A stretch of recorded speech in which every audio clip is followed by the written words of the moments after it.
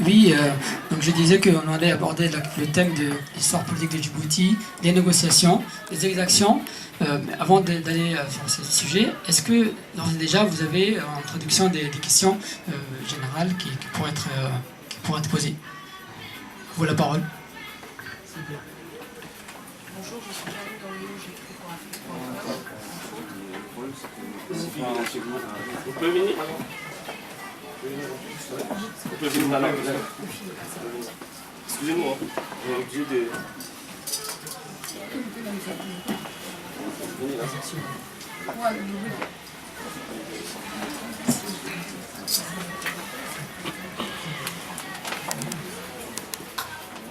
Bonjour, je suis Karine Doriot, j'écris pour Afrique.com. En fait, vous avez dit en introduction que l'exécutif en fait avait rasé une partie du pays. Je voulais savoir si on pouvait parler d'épuration économique. Et si vous avez des exemples, s'il vous plaît. Merci. Sur les exactions, justement, depuis... on ne peut pas appeler ça une guerre ethnique. Enfin, c'est pas une guerre ethnique. Il y a eu en 1992... Non, mais c'est pas une opération. Il y a eu une petite guerre à Djibouti déclenchée par la population djiboutienne en 1992. Et à la suite de ça, justement, se sentant menacés, l'armée a fait des actions contre justement la population djiboutienne du Nord, enfin qui habite dans le Nord.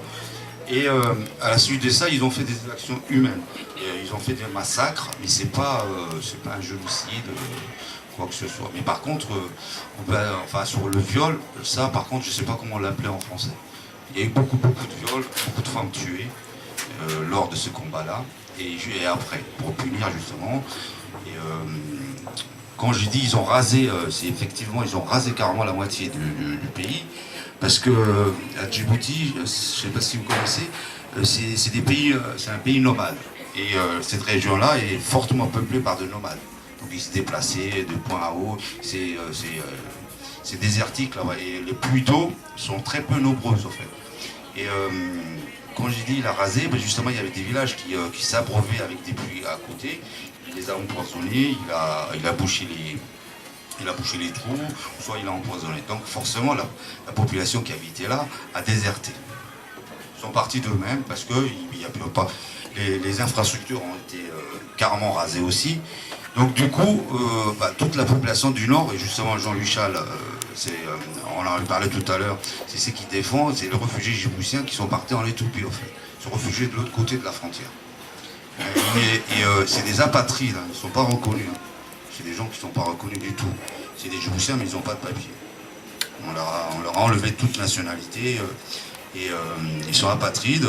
Et c'est pour ça qu'ils ont beaucoup de soucis en Éthiopie. Sachant que l'Éthiopie aussi travaille avec la dictature. Donc ils sont en mèche. Il faut connaître Djibouti, c'est géographiquement, c'est un point stratégique. Et tout passe, tous les marchandises, enfin c'est l'ouverture de l'Éthiopie vers la mer en fait. Donc tout passe par là. Donc c'est une puissance aussi qui est là et que justement qui soutient cette dictature.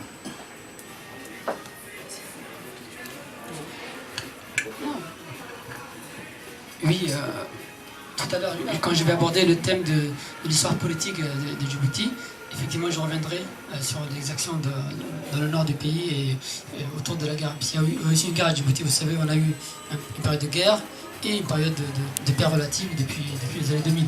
Je reviendrai et on développera ces points-là. Des questions générales, s'il vous plaît. Bonjour,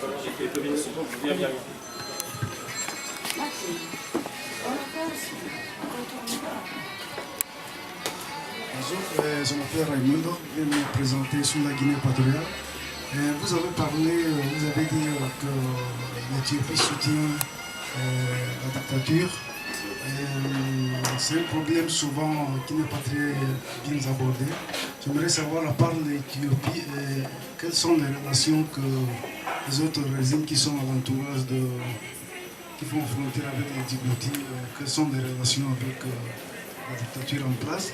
Si en tant qu'opposition, vous avez des rapports avec d'autres forces d'opposition de ces pays qui sont l'entourage de Djibouti. Alors, sur cette question-là bien précise, Djibouti est entouré des 3 pays. Il y a la Somalie, et l'Éthiopie et l'Érythrée. C'est le seul coin où justement c'est francophone. Les autres pays sont anglophones. Sachant la Somalie, il n'y a plus d'État depuis 1992. Ça, on ne peut pas dire qu'on peut négocier avec on peut pas négocier avec un État qui n'existait pas. Mais par contre, l'Éthiopie, on a toujours gardé des secrets entre Djibouti et l'Éthiopie.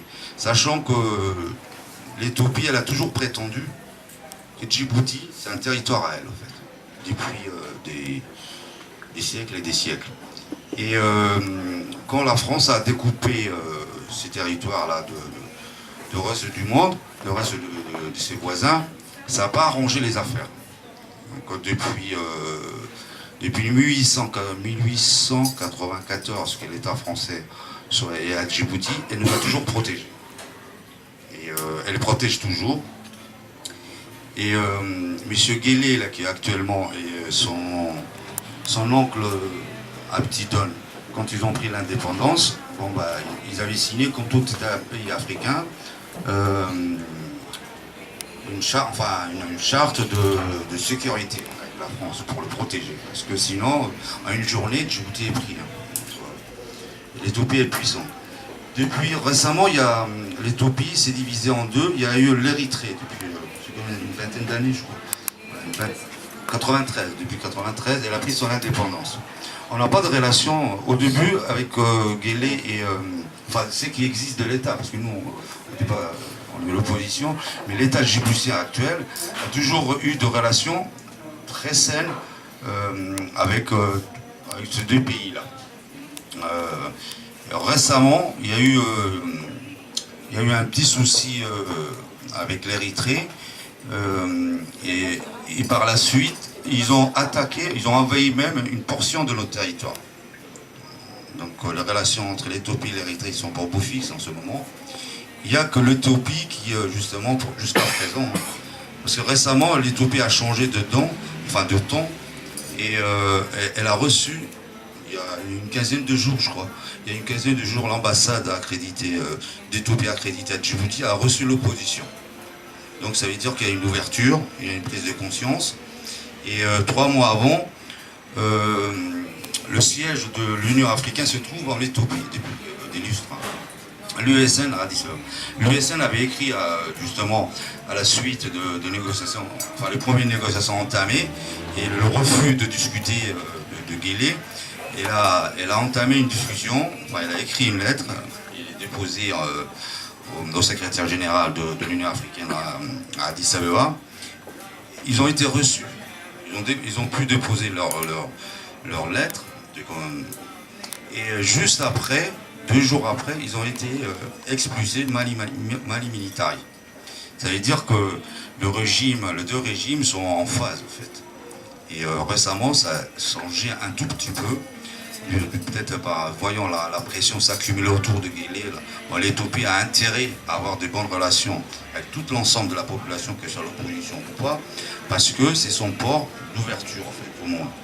Sinon, bon, elle a essayé avec la Somalie, mais bon, c'est une autre histoire. Donc l'Éthiopie change de point de vue, de stratégie. Est-ce que ça veut dire qu'elle va accepter justement et accréditer un ambassade de l'USN à Addis Abeba? Ça, c'est une autre chose. Merci.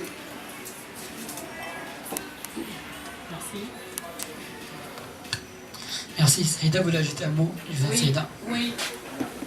Je réponds, mon cher frère. Hachi, tout ça, on a déjà fait, on connaît très bien. Est-ce que maintenant on avance ou on recule? Moi, je demande reculer, soyons soudés, c'est USN contre Guélé, c'est tout. les problèmes qu'il y a eu. Il y a eu des même refoulements des gens djiboutiens, un qui travaillait il n'y a pas longtemps, il travaillait, c'était un commerçant, il a enlevé les nationalités, or que lui, derrière, c'est un Éthiopien, hein, M. Guélé. Oui, c'est un Éthiopien, maintenant on l'a trouvé, l'histoire a sorti. Mais tous ceux qui travaillaient avec Guélé, il y a Guédi qui est Lada, il y avait les Guédi qui étaient Lada, c'est pas la peine de cacher. La vérité, on dit la vérité, c'est-à-dire on laisse ce qui s'est passé, on prend les procès et vitires. Mais si toujours on parle, histoire qui est partie déjà, ce n'est pas logique.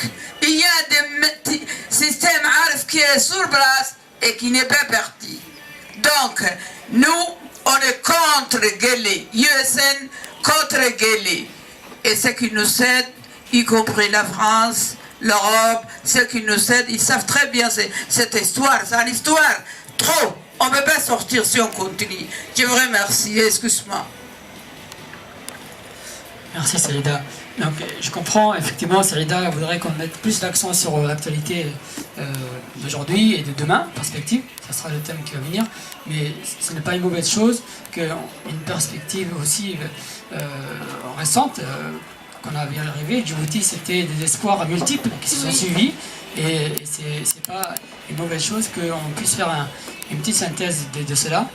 Donc si vous n'avez pas d'autres questions générales, je vais en 5 ou 10 minutes vous présenter une histoire politique de Djibouti depuis l'indépendance. Donc Djibouti indépendante 1977. Comme beaucoup de pays en Afrique à l'indépendance, le gouvernement de Djibouti avait proposé que le parti unique soit officiellement instauré pour que les risques de division entre les communautés n'éclatent pas en partis différents et que un multipartisme ne soit pas un prétexte pour un multicommunautarisme. Donc pour creuser une citoyenneté nationale, une citoyenneté commune, le gouvernement de Djibouti de l'époque avait demandé aux Djiboutiens d'accepter le principe du parti unique. Et puis il avait aussi comme argument que beaucoup de pays en Afrique avaient fait la même chose et que les premières années de l'indépendance, ça aurait été bien qu'il y ait un parti unique. Djibouti a commencé comme ça. Donc il n'y a pas eu beaucoup de contestations sur le parti unique au début, puisque cet argument-là avait fait sens pour certains. Néanmoins, pour ceux qui avaient vraiment participé à la libération de Djibouti et de la France, pour la souveraineté de Djibouti, il y avait déjà des prémices d'exaction, des prémices de choix de politique communautariste ou régionaliste qui avaient été démontrés par l'ancien président Hassan Goulet.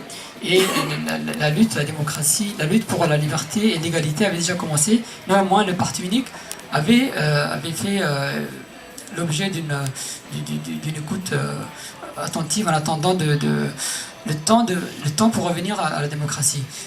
1977 jusqu'aux années 81. 81, 3 ans après l'indépendance, c'était le premier parti politique d'opposition qui avait demandé à exister, mais les fondateurs de ces partis-là ont été arrêtés et leur parti fermé. Alors 81, c'était la preuve que 4 ans après, le gouvernement de l'époque n'était pas d'accord pour un multipartisme. C'était en 81. 1990, 80, 90, 9 ans, à peu près 9-10 ans. 9-10 ans, l'exaction n'a fait que s'aggraver et le gouvernement de l'époque, Hassan Goulet, avait mis l'accent sur une préférence communautaire qui était de plus en plus flagrante avec les années. D'où, en 90, 91, on est venu à ce qu'on appelle aujourd'hui une lutte armée. Des Djiboutiens ont pris des armes contre des Djiboutiens. C'était terrible. Et on est passé par là. Donc Djibouti a vécu tout ça. Tout petit pays, indépendant depuis pas très longtemps. On a quand même vécu ce moment-là de guerre entre Djiboutiens. 90, 91 jusqu'en 94, c'était une guerre très intense. Il y a eu notamment beaucoup de civils arrêtés, tués. Des réfugiés djiboutiens sont allés fuir en Éthiopie. 94, donc cette guerre intense s'est limitée, s'est arrêtée. En 92, donc, sous la pression de la guerre de l'époque, le gouvernement a été obligé d'accepter de mettre en place une constitution. Puisque Djibouti n'avait même pas de constitution depuis 1997 à 92. 92 premières constitutions mises en place, et cette constitution disait tout de suite on crée 4 partis officiels légaux, le multipartisme réduit à 4 partis, et dans 10 ans, en 2002, on va créer le multipartisme intégral sans limite de nombre de partis. Voilà, il y a eu cette proposition du gouvernement. Néanmoins, ce n'était pas satisfaisant. En 1994, une partie des personnes en armes ont signé un accord, mais la lutte a continué puisqu'ils n'avaient pas obtenu d'avancée démocratique, ceux qui ont signé l'accord en 1994. La lutte a continué, et en 2000, il y a eu une deuxième vague d'accords de paix signés entre ceux qui ont gardé la lutte armée en action et le gouvernement. Cette fois, il y a eu l'ouverture du multipartisme intégral qui a été mis en place. Néanmoins, le fonctionnement des partis ne permettait pas de profiter pleinement pour le parti de cette mise en place du multipartisme.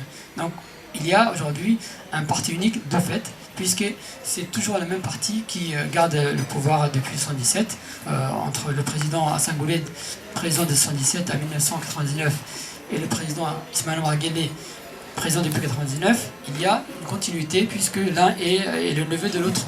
Hein, et c'était le même parti unique qu'ils animaient, le RPP. Voilà, donc en 2000, il y a eu ce deuxième accord de paix qui a permis d'avoir des avancées, puisque la région qui avait été détruite par la guerre a fait l'objet d'un projet de réhabilitation, de reconstruction, même si ça n'a pas été dans les faits. Néanmoins, sur les papiers, il y a eu ces documents de signés. Il y a eu aussi en 2000 des accords sur la décentralisation pour que chaque région du pays puisse se gérer et tirer son énergie localement. C'était encore resté sur les papiers écrits, mais ça n'a pas été suivi des faits. C'est pourquoi en les années 2000 jusqu'en 2003, en 2003, donc l'élection législative a été acceptée. L'opposition a accepté de participer à des élections législatives en 2003. Naturellement, elle avait été fraudée, et suite à cette fraude, donc c'était la preuve que le multipartisme intégral installé en 2000 n'avait pas eu d'effet, puisqu'on avait encore les fraudes en 2003, et l'opposition, par réaction contre cette fraude qui ne finissait jamais, a décidé de boycotter, à partir de 2003, toute élection organisée par le gouvernement de Djibouti, puisque cette élection-là ne serait pas suivie de transparence électorale, ne serait pas accompagnée de transparence électorale. Il n'y avait pas besoin de participer à des élections s'il n'y avait pas de résultats concrets et respectueux des votes. C'est pourquoi il y a eu le boycott de Djibouti entre 2003 et jusqu'en 2013. En 2013, qu'est-ce qui s'est passé? Nous avons participé aux élections parce que depuis les années 2005-2008 et surtout en 2010, les Djiboutiens ont commencé à comprendre que un boycott des élections par l'opposition créer dans le pays une sorte d'immobilisme, de léthargie, et que ce n'était pas une solution, mais qu'en même temps, participer ne servait à rien, puisque la fraude était là pour faire comme si personne n'avait participé aux élections. Alors, les Djiboutiens et les opposants ont beaucoup réfléchi ensemble, ont eu beaucoup de réunions secrètes, malheureusement, puisque le gouvernement n'autorisait pas de réunions. Et cette mobilisation entre les Djiboutiens a donné lieu, c'était le 10 février 2011, à un mouvement extraordinaire. On a vu environ 30 000 Djiboutiens, 30 à 40 000 Djiboutiens prendre la rue. C'était le 10 février 2011, c'était jamais arrivé à Djibouti que 30 000 Djiboutiens soient tous dans la rue à réclamer que le troisième mandat envisagé par Omar Guelleh ne soit pas accepté. En effet, Omar Guelleh avait changé la Constitution, avait le projet de changer la Constitution pour qu'il puisse se présenter à un troisième mandat présidentiel, alors que ça lui était interdit dans la Constitution en cours en 2011. Donc ces 30 000 Djiboutiens qui sont mobilisés étaient bien la preuve que l'opposition et les Djiboutiens avaient commencé à comprendre qu'ils dépendent d'eux. C'est à eux qu'il tient de faire en sorte qu'il n'y ait pas de suite de dictature à Djibouti, et qu'ils pouvaient y faire quelque chose en se mobilisant tous ensemble. Donc 2011, 30 000 Djiboutiens dans la rue. Cela a été le prélude à la réflexion sur une création d'une coalition de l'opposition, de tous les partis de l'opposition à Djibouti, pour que les élections législatives 2013, c'est-à-dire 2 ans après, soient une réussite. Soit une réussite puisque tous les Djiboutiens y participeraient. Et que la fraude électorale qui était attendue, la fraude électorale serait sanctionnée par des manifestations dans la rue quotidienne et par la communauté internationale qui avait compris que Djibouti, il fallait un soutien de tout le monde contre le président Marguelé et le gouvernement de Marguelé. Voilà pourquoi nous avons participé aux élections en février 2013. Et comme c'était prévisible, encore une fois, nous avons remporté les élections. Nous avons toutes les preuves que nous avons remporté les élections. D'ailleurs, l'USN demande simplement que les résultats par bureau de vote soient publiés pour qu'on voit clairement qui a effectivement remporté les élections. Et nous sommes confiants puisque nous avons les doubles des procès-verbaux par bureau de vote, selon lesquels qui prouvent par noir sur blanc que nous avons remporté les élections. Donc, février 2013, nous avons remporté les élections.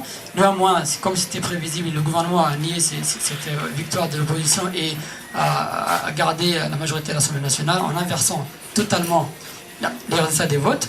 C'est pourquoi les Djiboutiens, comme ils avaient prévu, sont dans la rue quasiment tous les jours. Et cela a abouti, commence à aboutir, un an après, aujourd'hui, après tant d'exactions, des exactions dont on va nous reparler M. Rachid tout à l'heure, après tant d'exactions, en février 2014, un an après les élections, nous avons eu 2 tentatives plus ou moins effectives d'entrer en négociation. Première tentative, ça c'est le deuxième thème sur lequel je veux venir, à moins que vous ayez des questions sur cette histoire politique que je viens de présenter. Si vous n'avez pas de questions, je vous laisse réfléchir à des questions éventuelles sur l'histoire politique que je viens de présenter. Et ensuite, je passerai au thème spécifique des négociations actuellement depuis 2013. Donc je laisse les questions venir sur l'histoire politique éventuellement. Je vais juste relever quelque chose d'assez important. C'est que par rapport à Djibouti, c'est que juste après le printemps arabe, le peuple djiboutien est le seul peuple en Afrique au sud du Sahara à avoir décidé d'être dans la rue et qui a été effectivement réprimé. Il a évoqué, il a eu peut-être 30 000 à 40 000 personnes dans la rue de Djibouti, à Djibouti même, pour protester. C'est pour vous dire que la volonté d'échanger de façon pacifique, la volonté d'échanger de façon démocratique des pouvoirs autocratiques, les gens se mobilisent aussi bien de façon la plus pacifique possible, mais ces personnes-là butent justement à des régimes militarisés, des régimes claniques, des régimes qui empêchent toute voie de recours à une solution pacifique. D'où la situation qui est créée par Omar Guelleh et sa clique interpelle et commande au plus haut niveau notre lucidité. Sinon, je pense que les Djiboutiens eux seuls ne pourront pas s'en sortir de cette impasse politique. Si j'ai parlé de ce cas du Djibouti, c'est que quand on voit du pays comme le Tchad, du pays comme la Guinée équatoriale, et le Sénégal, on n'en parle pas, ils ont une culture démocratique de longue date, et que c'est possible qu'au Sénégal, ce genre de type printemps arabe peut se produire. Mais les cas djiboutiens montrent à juste titre que nous butons à des difficultés énormes. Donc l'USN s'organise et continue sa mobilisation pour que les valeurs démocratiques peuvent être, que les acquis démocratiques peuvent être quand même obtenus. Une question. Oui.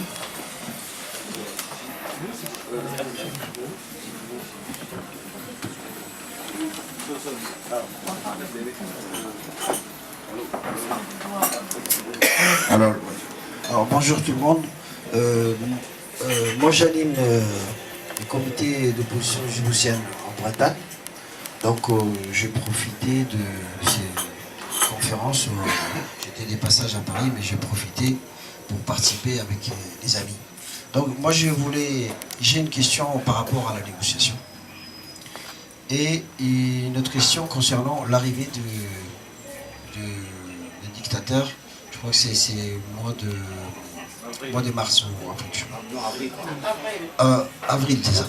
Alors par rapport à la négociation, donc il y a Macky qui vient de nous énumérer plusieurs phases de négociation qui a été c'était un échec. C'est pas pour la première fois que M. Guelleh il essaye de négocier. Et donc là aussi, la dernière fois, on a entendu qu'il y a une rumeur qu'il y avait un émissaire qui était envoyé par l'USN. Alors moi, je voulais savoir quelle est la garantie si l'USN engage vraiment la négociation avec ces dictateurs. Quelles sont les garanties comme quoi ces accords seront appliqués? Puisque dans l'histoire, il a signé des accords donc n'ont jamais été appliquées. Donc ça c'est la question concernant l'USN. Qu'est-ce que vous avez comme garantie? Vous pouvez nous rassurer sur ça. Et je termine. La deuxième question que je voulais savoir, enfin, surtout la préparation de l'arrivée du dictateur. Maintenant, la dernière fois qu'il est passé à Paris, il a essayé d'installer, comme on appelle, des petits comités partout. Parce qu'apparemment, je pense qu'il veut se représenter aussi en 2016.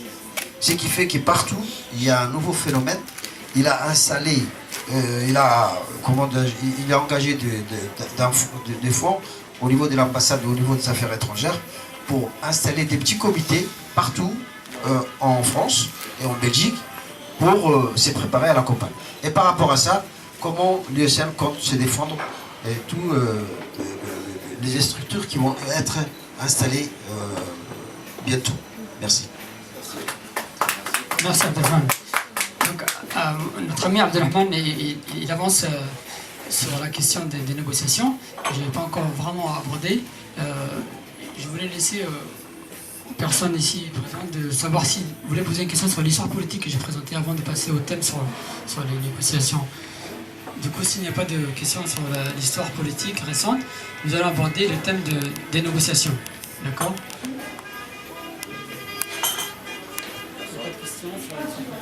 Alors, les négociations. Effectivement, l'USN était victorieuse aux élections législatives de février 2013 et depuis, elle réclame, avec les Djiboutiens à ses côtés, elle réclame que la victoire acquise aux élections législatives de février 2013 soit respectée et que l'Assemblée nationale soit en majorité USN.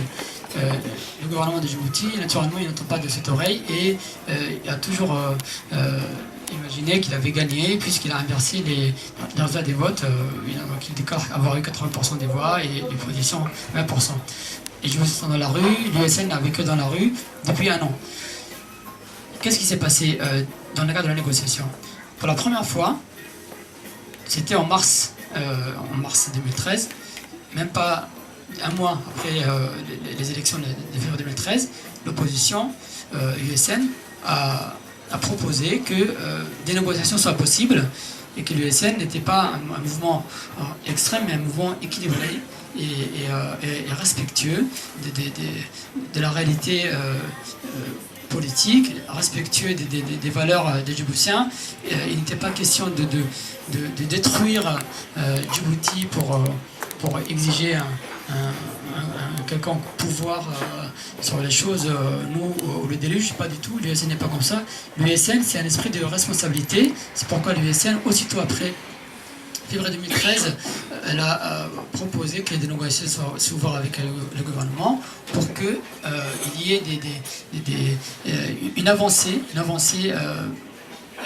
relative, une avancée plutôt que ce blocage qui coûte aux Djiboutiens qu'on n'avance pas. Le gouvernement sur ce n'a pas répondu. C'était en mars 2013. Il y a eu de toute façon plusieurs mouvements où l'USN a saisi d'autres puissances, d'autres organisations pour qu'ils se portent médiateurs et qu'ils convainquent éventuellement le gouvernement de Djibouti d'accepter d'entrer en négociation. Qui dit négociation dit un pas par l'un, un pas par l'autre, des compromis qui ne doivent pas être de compromission, des compromis qui montrent l'esprit, l'état d'esprit de l'USN qui est un esprit d'équilibre et de responsabilité. Encore une fois, il n'y a pas eu de suite à ces propositions de négociation de l'USN. Et un beau jour, c'était le 14 août 2013, pour la première fois, le gouvernement accepte de répondre à la demande de négociation de l'USN. Donc, 14 août 2003, première réunion entre l'USN et des émissaires du gouvernement. Quelques négociations avancent. 14 août, 18 août, je crois 22 août. Il y a eu 4 réunions entre USN et le gouvernement, du 14 août au 14 septembre. Et il était question de commencer par réclamer le minimum vital, c'est-à-dire arrêter les exactions contre les militants et les membres de l'USN, qui ne pouvaient plus manifester, qui ne pouvaient plus circuler, qui ne pouvaient plus avoir aucun droit de vie sociale normale à Djibouti. Les militants de l'USN, c'était pareil, ils ne pouvaient pas être vivre normalement dans Djibouti. Donc arrêter les exactions des militants et des sympathisants de l'USN, arrêter l'arrestation des militants, libérer les prisonniers politiques. Aujourd'hui à Djibouti, à peu près entre 10 et 15 prisonniers politiques, ça change tous les jours. Hier par exemple, il y a eu de nouvelles arrestations, mais en moyenne, les prisonniers politiques sont entre 10 et 20 selon les jours. Actuellement, ils sont à peu près une quinzaine. Donc arrêter les exactions, libérer les prisonniers politiques, ensuite mettre en place des réformes démocratiques et évidemment, en point important, accepter que l'USN qui a remporté les élections législatives soit majoritaire à l'Assemblée nationale tel que c'est prévu par les lois puisqu'on a été majoritaire au vote. C'était les propositions de l'USN en août 2013. Le gouvernement de Djibouti a fait 4 réunions successives avec le gouvernement, avec l'USN, a décidé, le 14 septembre, exactement un mois après le début des négociations, a décidé de demander à son ministre des Affaires étrangères, Mohamed Ali Youssouf, de déclarer que tout va bien, que l'USN a accepté d'occuper les 10 places sur 65, les 10 sièges à l'Assemblée nationale officielle et que l'USN avait été rentré dans l'Europe. Alors que ce n'était pas du tout le contenu des négociations en cours. Sur ce, aussitôt après, l'USN, le 14 septembre, a fait une déclaration pour démentir formellement cette information dénuée complètement de tout sens et a fait que la négociation, cela fait que la négociation s'est arrêtée. L'USN, cela étant, le 15 septembre, le lendemain, a fait une nouvelle demande de négociation pour montrer encore une fois son esprit de responsabilité. Donc, aucune réponse depuis lors. 14 septembre, 15 septembre, c'était la fin des négociations d'un mois. Ensuite, nouvelle étape, le 1er février, c'est cette fois le gouvernement qui prend contact avec l'USN et qui demande que l'USN lui adresse un délégué pour ouvrir les négociations, pour parler de la crise politique. L'USN ne peut pas refuser puisqu'elle était demandeur de négociations depuis les élections. Donc évidemment l'USN a accepté. L'USN, encore une fois, veut que les choses avancent, même si elles doivent avancer à petits pas, elle voudrait qu'elles avancent puisque tout le monde perd du temps et le pays se dégrade. Puisque tous les jours le pays est bloqué avec les manifestations et les exactions de l'autre côté. Donc l'USN a accepté, a envoyé un émissaire, c'était samedi matin, 1er février. Et l'émissaire a eu un entretien avec le président Omar Guelleh au palais présidentiel de Djibouti. Il y a eu un échange simplement verbal, aucun document n'a été signé. En sortant de cette réunion avec le chef de l'État, notre délégué de l'USN, c'était Adan Mohamed Abdou, notre délégué de l'USN nous a informé tout le monde, informé le Haut Conseil de l'USN en premier, et puis informé toute la population de Djibouti de ce que Omar Guelleh s'engageait, certes que verbalement, mais s'engageait verbalement à respecter les revendications de l'USN, c'est-à-dire libérer les prisonniers politiques en préalable, ensuite arrêter les exactions contre les opposants et contre les militants de l'USN, remettre en place des réformes démocratiques qui permettent notamment de faire que la CENI fonctionnera, de faire que la justice fonctionnera, de faire en sorte que le système démocratique puisse être mis en place. Donc les réformes démocratiques étaient promises verbalement par Omar Guelleh. C'était le 1er février. Ensuite, le 6 février, 5 jours après, l'USN a remis un document écrit précisant, non plus verbalement, mais à l'écrit, les revendications de toujours de l'USN et de l'opposition djiboutienne, notamment ces points-là, libérer les prisonniers politiques, tous les prisonniers politiques, les réformes démocratiques, et la liste, et faire une enquête sur les prisonniers politiques, puisque certains prisonniers étaient disparus. Donc, qui sont les prisonniers politiques disparus? Voilà. Connaître cet état des choses. C'était le 6 février. L'USN a remis ce document écrit à un émissaire du gouvernement. Nous sommes aujourd'hui le 22 février. Qu'est-ce qui s'est passé depuis? Il s'est passé que le 15 février, sachant que nous n'avons aucune réponse à cette demande écrite. Le 15 février, le gouvernement de Djibouti a été reçu par les ambassadeurs européens accrédités à Djibouti dans le cadre du dialogue politique qui prépare aux accords de Cotonou et de Lomé en avril en Belgique. Donc dans ce cadre-là, il a été dit que Djibouti, pour accéder dans leur entièreté aux accords de Cotonou et de Lomé, il faudrait que le gouvernement de Djibouti traite cette crise politique qui fait que Djibouti n'est pas un pays qui fonctionne normalement, où tout est bloqué, et qu'un an après les élections, qu'on n'ait pas trouvé de solution pour les élections législatives de février 2013, n'est pas une situation normale. Donc ces ambassadeurs européens accrédités à Djibouti ont demandé que la crise politique à Djibouti soit traitée